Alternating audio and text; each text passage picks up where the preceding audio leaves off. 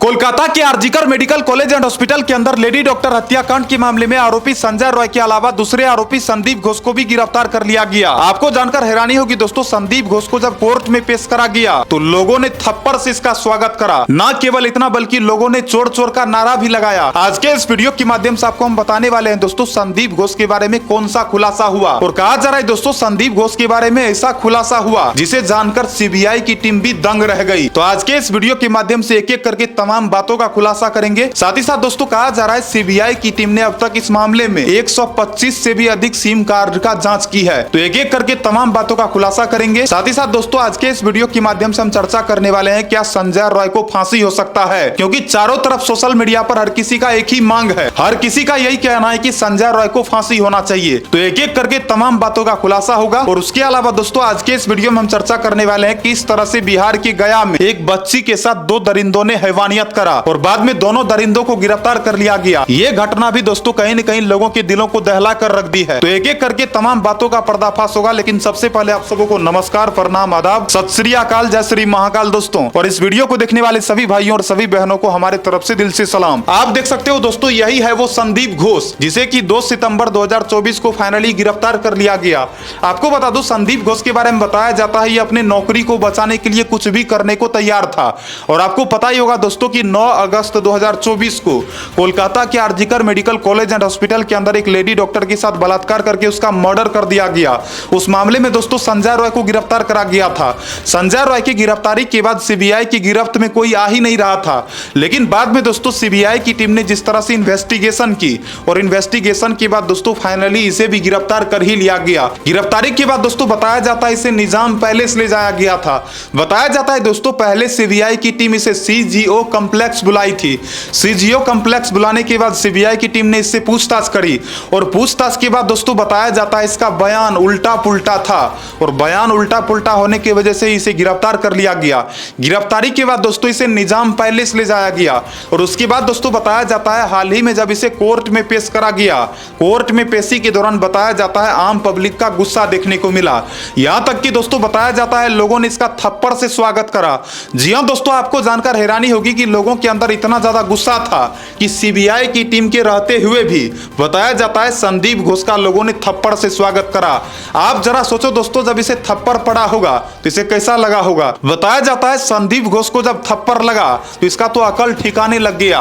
हालांकि वहां पर दोस्तों बहुत सारे पुलिस वाले मौजूद थे, इसी वजह से संदीप घोष को उतना ज्यादा पिटाई नहीं लगा। लेकिन आप जरा सोचो दोस्तों अगर पुलिस वाले वहां से बगल होते तो इसका क्या होता। बताया जाता है दोस्तों लोग वहां पर इसका चटनी बनाने का इंतजार में थे। जी हां दोस्तों, इसको अच्छे से पिटाई लगने वाला था लेकिन पुलिस वालों के रहने के कारण ज्यादा इसे पिटाई भी नहीं लगा। बताया जाता है दोस्तों बाद में इसे कोर्ट में पेश करा गया।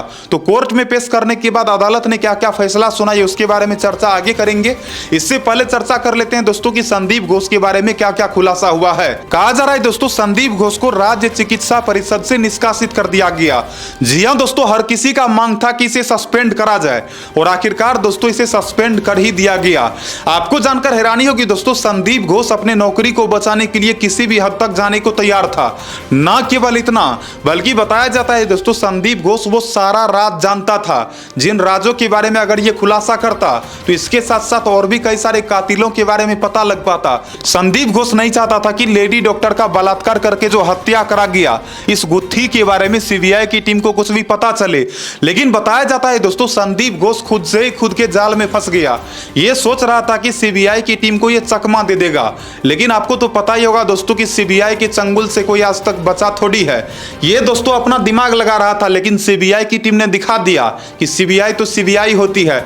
बताया जाता है दोस्तों संदीप घोष को जब गिरफ्तार करा गया 2 सितंबर 2024 को इसकी गिरफ्तारी के बाद बताया जाता है इसका साथ ही साथ संजय रॉय के बयान को मैच करा गया।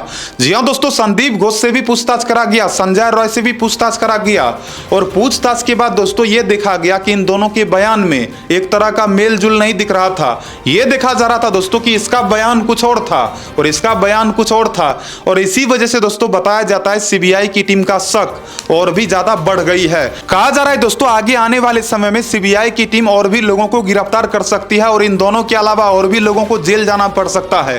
तो इंतजार है दोस्तों और भी लोगों की गिरफ्तारी का। लेकिन कहा जा रहा है दोस्तों संदीप घोष के बारे में कई तरह का खुलासा हुआ। न केवल इतना बल्कि बताया जाता है दोस्तों फॉरेंसिक टीम ने एक बड़ा खुलासा की है। कहा जा रहा है दोस्तों हॉस्पिटल के जिस सेमिनार हॉल के अंदर इस लेडी डॉक्टर का बलात्कार करा गया, उसके अलावा अन्य 2 कमरे के अंदर भी बताया जा रहा है दोस्तों इस लेडी डॉक्टर का फुटप्रिंट मिला। जी हां दोस्तों, बताया जाता है फॉरेंसिक टीम जब जांच पड़ताल कर रही थी तो 2 अलग अलग रूम से भी फुटप्रिंट मिले हैं और फुटप्रिंट के बाद दोस्तों उन लोगों को यह लग रहा है कि कहीं न कहीं बलात्कार केवल सेमिनार हॉल के अंदर नहीं बल्कि और भी अलग अलग कमरे में हुआ है। तो इस मामले में दोस्तों कहा जा रहा है फॉरेंसिक टीम और भी ज्यादा सबूतों को इकट्ठा कर सकती है। ना केवल इतना बल्कि दोस्तों बताया जा रहा है सीबीआई की टीम को यह भी शक है कि सबूतों के साथ संदीप घोष ने छेड़खानी करा था। और आपको बता दूं संदीप घोष अपने आप को बचाने के लिए, साथ ही साथ दोस्तों ये अपने नौकरी को बचाने के लिए किसी भी हद तक जाने को तैयार था। यहां तक कि दोस्तों संदीप घोष के बारे में खुलासा हुआ है कि ये भ्रष्ट आदमी तो था ही, भ्रष्ट होने के कारण ही दोस्तों इसे गिरफ्तार करा गया है। हालांकि इस मामले में अब तक ये नहीं खुलासा हुआ है कि संदीप घोष का हाथ इस लेडी डॉक्टर के बलात्कार और मर्डर में है या फिर नहीं है। इसके बारे में बहुत जल्द सीबीआई की टीम खुलासा कर ही देगी। अब चर्चा कर लेते हैं दोस्तों, जब इसे कोर्ट में पेश करा गया तो अदालत ने क्या क्या फैसला सुनाई। बताया जाता है दोस्तों कोर्ट में पेश करने के बाद इससे कई तरह का सवाल करा गया। ना केवल इतना बल्कि बताया जाता है इससे अदालत ने फटकार भी लगाई है। दरअसल कहा जा रहा है दोस्तों इसे मनी लॉन्ड्रिंग केस के मामले में गिरफ्तार करा गया है और इसके अलावा बताया जा रहा है दोस्तों इससे लेडी डॉक्टर हत्याकांड के मामले में भी पूछताछ करा गया और इसके बाद दोस्तों कहा जा रहा है इसे 8 दिनों के लिए सीबीआई की हिरासत में भेज दिया गया। अब 8 दिनों तक दोस्तों सीबीआई की हिरासत में रहेगा संदीप घोष और संदीप घोष से कई तरह का पूछताछ हो सकता है। अब दोस्तों चर्चा कर लेते हैं किस तरह से बिहार के गया में एक बार फिर से एक छोटी बच्ची के साथ हैवानियत करा गया। आपको पता ही होगा दोस्तों कि इन दिनों हमारे देश के अलग अलग राज्यों के अलग अलग शहरों में बेटियों की सुरक्षा जो कि कहीं न कहीं देखा जा रहा है कि घटती नजर आ रही है। हमारे देश में दोस्तों अब बेटियां सुरक्षित नहीं है। ऐसा देखा जा रहा है दोस्तों कि कभी दिल्ली के अंदर, कभी कोलकाता के अंदर, कभी मुंबई के अंदर, कभी बिहार के अंदर, तो अलग अलग राज्यों के अंदर देखा जा रहा है दोस्तों कि इस तरह का वारदात कुछ ज्यादा ही बढ़ रहा है। अब जाकर दोस्तों जिस तरह से बिहार के गया जिले के अंदर से 2 अपराधियों को गिरफ्तार करा गया, यहां पर आप देख सकते हो दोस्तों किस तरह से गया पुलिस ने 2 आरोपियों को गिरफ्तार की। जरा इन लोगों के बारे में जान लेते हैं। दोस्तों यहां पर आप देख सकते हो किस तरह से इन दोनों दरिंदों को पुलिस की टीम ने काले कपड़े से ढक दी है। दरअसल कहा जा रहा है दोस्तों बिहार के गया में एक 6 साल की बच्ची के साथ दरिंदगी करा गया। जरा आप लोग भी सोचो दोस्तों कि 6 साल की बच्ची के पास कितना ही दिमाग होता है। उसके पास तो इतना भी दिमाग नहीं होता है कि क्या सही है और क्या गलत है। लेकिन कहा जा रहा है दोस्तों बिहार के गया में 2 युवक जिसका की उम्र अच्छा खासा है, उन दोनों युवकों ने मिलकर उस बच्ची को उठाकर उसे एक जगह पर ले गया और उसके साथ हैवानियत करा। तब तक हैवानियत करा जब तक कि वो बच्ची मर नहीं गई। बताया जाता है बच्ची को मारने के बाद वो लोग जाकर नदी में फेंक दिया। जी हां दोस्तों, आप सोचो कि उस बच्ची को नदी में फेंक दिया गया और कहा जा रहा है दोस्तों उन दोनों युवकों ने नदी में इसलिए फेंक दिया ताकि इस कत्लकांड के बारे में किसी को पता ही ना चले।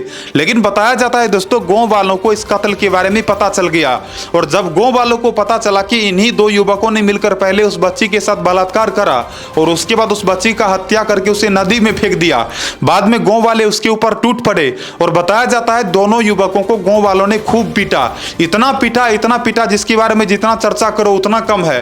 बाद में बताया जाता है दोस्तों इस घटना के बारे में सिटी एसपी को जानकारी दी गई और सिटी एसपी आने के बाद दोनों युवकों को गिरफ्तार कर ली। यहां पर आप देख सकते हो दोस्तों ये लोग किस तरह से गया पुलिस के हिरासत में है। लेकिन सोचने वाली बात यह है दोस्तों कि जिस तरह से छोटी छोटी बच्चियों को भी नहीं छोड़ा जा रहा है, आप जरा सोचो दोस्तों कि हमारे देश में छोटी छोटी बच्चियां भी सुरक्षित नहीं है, तो जो बड़ी बड़ी लड़कियां हैं उनके साथ क्या क्या होता होगा जरा आप भी अंदाजा लगा सकते हो। तो आप क्या कहना चाहोगे दोस्तों इस तरह के हैवानों के साथ क्या होना चाहिए? लोगों का तो केवल और केवल एक ही मांग है कि इन दोनों दरिंदों को सीधा फांसी होना चाहिए। इसके अलावा दोस्तों मैंने चर्चा करा कोलकाता लेडी डॉक्टर हत्याकांड के मामले में किस तरह से आरोपी संदीप घोष की गिरफ्तारी के बाद जब इसे कोर्ट में पेश करा गया तो लोगों ने थप्पड़ से स्वागत करा। ना केवल इतना बल्कि लोगों ने कहा चोर चोर चोर। दोस्तों लोगों ने चोर चोर का नारा लगाया। दोस्तों आप लोग क्या कहना चाहोगे इस तरह के दरिंदों के साथ क्या होना चाहिए? इस तरह के दरिंदों के साथ क्या होना चाहिए? और आपको पता ही होगा दोस्तों कि अब तक संजय रॉय के खिलाफ कई तरह का सबूत मिल चुका है। कई तरह के सबूतों से दोस्तों ये पता चलता है कि इसने ही इस लेडी डॉक्टर का बलात्कार करा और इस तरह के बलात्कारियों के साथ क्या होना चाहिए। वहीं अगर सूत्रों की माने तो कहा जा रहा है चारों तरफ से लोगों ने जिस तरह से इंसाफ की गुहार लगाई, यहां तक कि लोगों ने कहा कि इस तरह के दरिंदों को सीधा फांसी होनी चाहिए। और अब जाकर दोस्तों अगर सूत्रों की माने तो कहा जा रहा है इस कत्लकांड में में जो भी दरिंदा शामिल है उन दरिंदों को फांसी भी हो सकती है। लेकिन दोस्तों फांसी होने से पहले कहा जा रहा है इन लोगों से और भी ज्यादा सबूत इकट्ठा करा जाएगा, इन लोगों से और भी पूछताछ करा जाएगा और सीबीआई की टीम का यह दावा है कि बहुत जल्द असली कातिल को भी गिरफ्तार कर ही लिया जाएगा। इन दोनों को तो गिरफ्तार कर ही लिया गया दोस्तों, इसके अलावा और भी कातिल इस कत्लकांड में शामिल है। देखते हैं कब तक सीबीआई की टीम उन कातिलों को दबोचती है। लेकिन दोस्तों हर कोई चाहता है कि इस बेटी को इंसाफ मिलना चाहिए और दोस्तों इंसाफ तभी मिलेगा जब एक एक करके चुन चुन कर सभी कातिलों को गिरफ्तार करके उसे फांसी पर चढ़ा दिया जाए। आप क्या कहना चाहोगे दोस्तों, आप लोग कमेंट करके बताना, वीडियो को शेयर करना, वीडियो को लाइक करना और यदि आप कुछ भी कहना चाहते हो तो कमेंट करके जरूर बताना। बाकी अपना ध्यान रखना, अपने परिवार वालों का ध्यान रखना और लड़कों से मैं रिक्वेस्ट करूंगा प्लीज भाई कभी भी किसी के भी बहन बेटी के साथ छेड़खानी मत करो। जिस तरह से तुम अपनी बहन के लिए शेर हो, दूसरे के बहन के लिए भी शेर बनो, कुत्ता मत बनो। वीडियो को पक्का लाइक कर देना, चैनल को पक्का सब्सक्राइब कर देना और यदि आप चाहते हो दोस्तों कि इस बेटी को इंसाफ मिले तो आप लोग यहाँ पर कमेंट करना वी वांट जस्टिस। जय हिंद, राम राम सारे भाइयों को, मिलता हूं अगले नई वीडियो में नई खबर के साथ।